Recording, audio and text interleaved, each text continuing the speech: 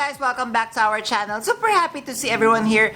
Guys, for today's episode, I'm going to share to you all my purchases of 2023. Yes guys, it's that time of the year, it's almost end of 2023, and I'm very happy to report what I have purchased this entire year. I would be sharing to you whether they are hits or misses. And guys, please make sure you watch until the end of the episode because I'm going to share to you my favorite purchase of 2023. Let us begin. Hi guys, Ron here, Suking Budgetarian Fashionista. I publish vlog every Wednesdays and Saturdays about lace, about fashion. I do luxury shopping vlogs, hauls and unboxings. I also do bag reviews and provide styling tips. I'm inviting you to please join our ever-growing fam. There's a cute little icon here. So please click on this one so you can easily subscribe and be a member of our growing luxury addicted family. Please like and share this video and follow me on my new Instagram account. That's at Ramiro52 for daily updates and styling tips coming from me. Alright, so guys, the way we are going to do this is I'm going to share to you my 2023 purchase in chronological order. So the very first one that made me really happy is of course Patience. You know her guys, let me get her. And it is my Louis Vuitton Alma BB in the My LV World Tour. I'm sure she doesn't need any introduction. I have featured her in so many vlogs. So I purchased this one technically 2022, but it was December. And of course, since this is a made-to-order or pre-order bags, I have to wait for her around 4 to 6 weeks. So I was able to get this one February 2023. So she is my first baby for this year, and guys, I am so happy with this one until today. So she would be with me 1 year in my collection, and no regrets guys, no regrets. So just to quick overview, just in case you are not familiar and this is the first time that you are seeing the My LV World Tour, so definitely with this collection you can customize your very own bag. So LV is still offering this one at louisvuitton.com, and please do check your CAs even here in the Philippines. So with this one, I custom this one and change all the vachetta leather trims and change it to the black smooth leather. And of course, I added the stickers over here. So this is the front and this is the back side. And if we are going to open, the interior of the Alma BB is the color red as you can see here. And of course, she would come with everything with the Alma BB. So she would come with the clochette, padlock, and of course the non-adjustable leather strap. So the leather strap guys is also color black. So let me just get her. So here she is, but I'm not going to pull her out. So again, I'm very happy with this one. I love this one. If you are going to ask me if, for example, I would not be purchasing this one in today's time, would I repurchase? Definitely this would be a yes. Alright, so my second purchase for 2023, if I'm not mistaken, this is around May, and it is with the Mugler X H&M collaboration. Yes guys, so I'm sure you have seen my shopping vlog and unboxing. If not, I'm going to link everything here. So I purchased 2 items from the Mugler collaboration guys, and I am so happy, over the moon. The very first one is very beautiful bodysuit from Mugler. I'm going to put a video here. So unfortunately, that one I haven't used yet this year because I'm still waiting for that perfect occasion to be able to wear her, because this bodysuit is very high fashion, very high impact. So yes, I do attend some fashion events, but I feel that ready-to-wear piece needs a little bit something more, something, you know, bigger than the fashion shows that I'm attending. And the second item that I purchased, which I super love and I have already ROI'd, would be this very beautiful earrings over here, the teardrop earring. So it came with this packaging. As you can see, what I am loving with the collaboration, so especially with the earrings, it mentions that this is 98% recycled brass, and I do love my costume jewelry, especially for example, they are made of silver or made of brass. With brass, we can be certain that they are a non-tarnished metal. So, you know, I love actually using hand sanitizer, alcohol on my costume jewelry, even on real jewelry, and I'm happy that they are not going to tarnish. So this one, as you can see, I'm always wearing on our vlog, and whenever I am going out, parties, different events, If I need something sparkly, if I need something silver, then definitely I would be picking this out. The only con of these earrings, they are really heavy, I think, because it is not hollow. Everything is made of brass. One time I partied with this one all night. I was dancing the night away, twirling around, and at the end of the evening I've noticed that my earlobes are turning red because maybe I think it is pulling my ears downward. But nonetheless, guys, I love this one. It's very me, very statementy. That is why I love the H&M X Mugler collaboration. Alright, so my next purchase for 2023, this one would be now the July purchase because it is my birthday gift to myself. Do you have any idea? They are right beside my back. So they are actually two bags. So the very first one that I purchased is sparkle over here. So this is a crystal bag. Let me just remove what's inside.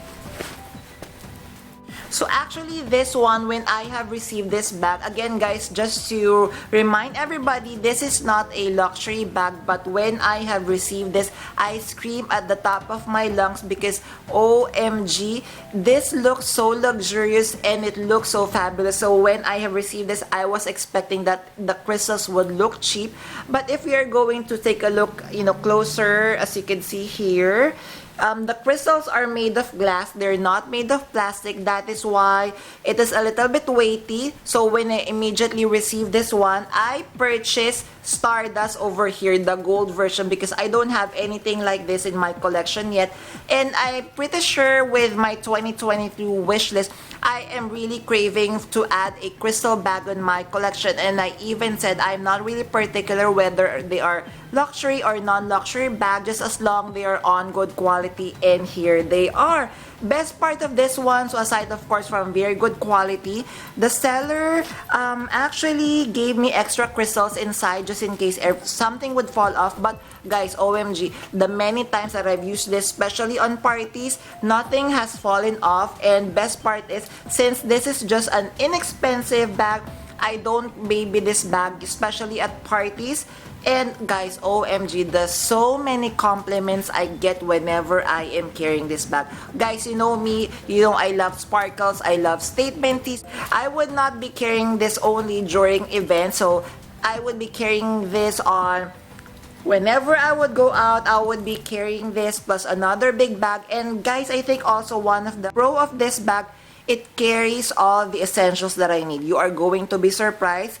It carries my 2 phones, power bank, my cosmetic kit, oil control film, wet tissue, everything, guys. I could definitely live inside this bag. That is why I'm so happy. And guys, did you know that Minnie from Minks for All purchased a silver bag exactly like this? I'm going to put a video if I could find it out. Definitely, this is such a wonderful birthday bag for me. Alright, so my next purchase for 2023, this one, guys, I'm not really sure when was this. So it may be around August until October. It is my $20 purchases. I'm so happy. This actually 4 bags, but I will just be showing you 2. So I have, of course, my Marc Jacobs leather tote bag, and I have my Loewe Paseo bag. Yes, guys, so I'm pretty sure you have seen the unboxing. Again, the 4 bags, so it includes a Tory Burch and a Chloe bag. I bought this pre-love from a vintage shop. It is such a treasure that I was able to locate, and I think the seller was unfamiliar with the brands. Like for example, the Marc Jacobs. I think they did not know that this was a Marc Jacobs bag because there are no logos in this bag, as you can see here. So this is the front. This is the back. The only reason I think I was able to determine that this is a contemporary luxury brand is the touch of the leather. The leather, guys, the leather is very smooth, very buttery, very good calfskin quality. And of course here in front, we are going to see that the turn lock, it would show Marc Jacobs. Also the rivets, it would show the engraving of Marc Jacobs, even at the feet at the bottom part.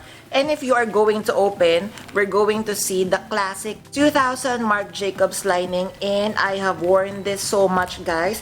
Also, with the Loewe bag. So this one is priced a little bit higher compared to the Marc Jacobs bag because I think the seller knew with the anagram in front that this is a Loewe bag. And guys, OMG, I didn't actually mind that this was priced a little bit higher because this one, the leather, if I'm not mistaken, it's like lambskin or a Napa leather because it is so smooth and so soft. Every time I'm touching this, I really wanted to take a bite. So this is the front, this is the back. This is very spacious. It could fit my entire life. It could fit a laptop. It could fit huge water bottle. Everything that I need, it could carry my life whenever I would be going out. My favorite thing about these two bags, they are the type of bag of, if you know, you know. I could carry this, most especially with work, and they would not know that I'm carrying contemporary and luxury bag.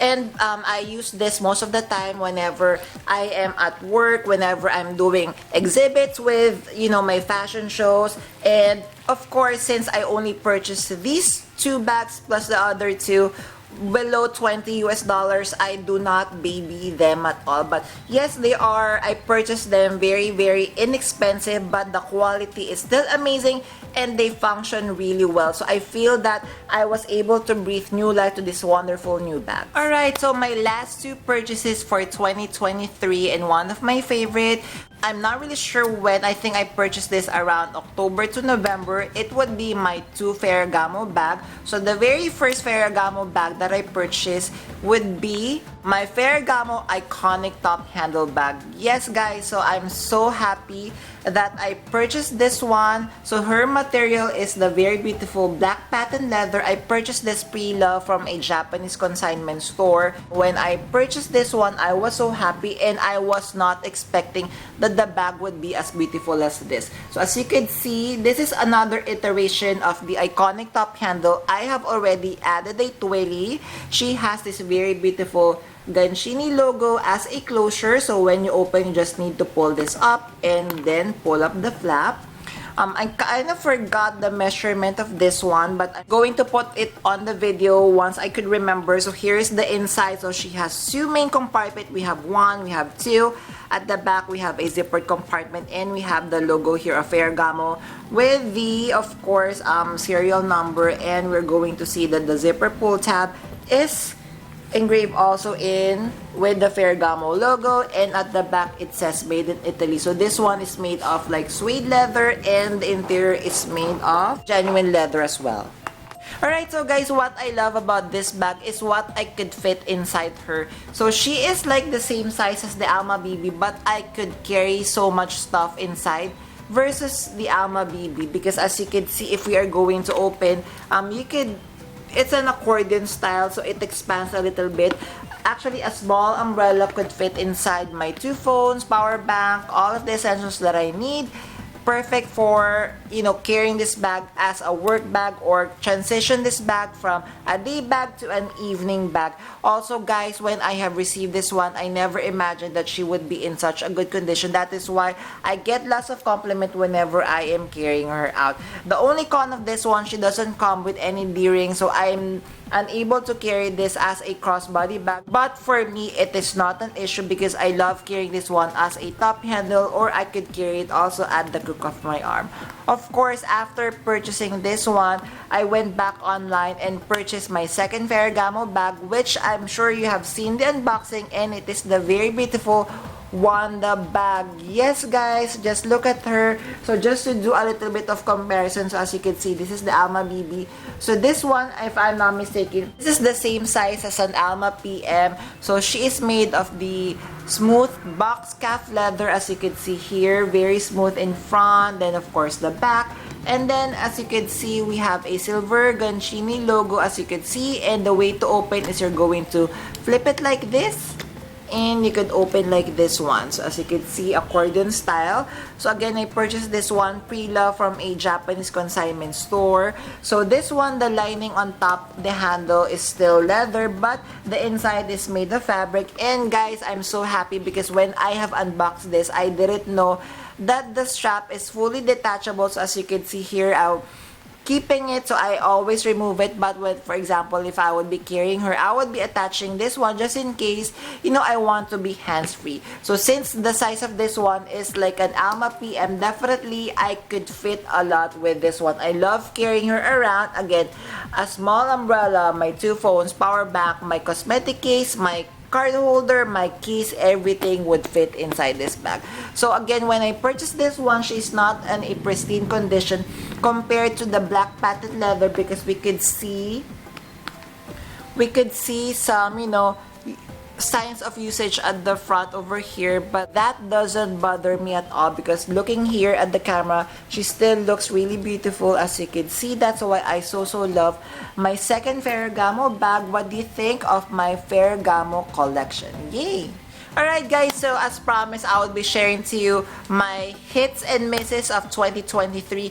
Good news is, guys, among my 2023 purchases, I really don't have any misses. Perhaps maybe would just be the Tory Burch bag, because the Tory Burch bag, actually, I purchased that one together with the Marc Jacobs bag, and I was planning to resell that one, which that bag already sold. Aside from that one, so far guys, I would be patting myself at the back because I love all my purchases for 2023.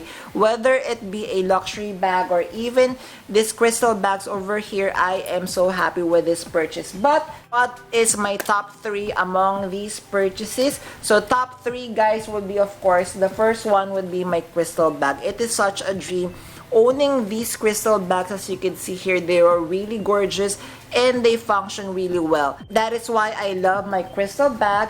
And of course, top 2 purchases, it would be a tie together with my Ferragamo bag. As you can see, they're so beautiful. So I have a black patent leather, iconic top handle, and a box calf leather Wanda bag. I love this too. And of course, my best purchase, my number 1 best purchase of 2023, definitely, it is no question, it would go to Patience over here, my Louis Vuitton Alma BB in my LV World Tour. I love her so much. Definitely, if I don't have this in my collection, I think I would be purchasing the Alma BB. Best part is I was able to customize this one. So this is like one bag in the world specially customized by Louis Vuitton for me. There, so guys, hope you enjoyed today's episode. If you have stayed until this part of this vlog, guys, could you comment down below a heart bag emoji? I would really appreciate it. Thank you. So guys, before we end our episode for today, I'm inviting you to please join our ever-growing fam. There's a cute little icon here. So please click on this one so you can easily subscribe and be a member of our growing luxury addicted family. Please like and share this video and follow me on my new Instagram account, that's at Ramiro52, for daily updates and styling tips coming from me. A million thank you for staying with me in today's episode. I'm going to leave a couple of videos here for you to check out. Please stay safe. I'm going to see each and every one of you soon. Bye!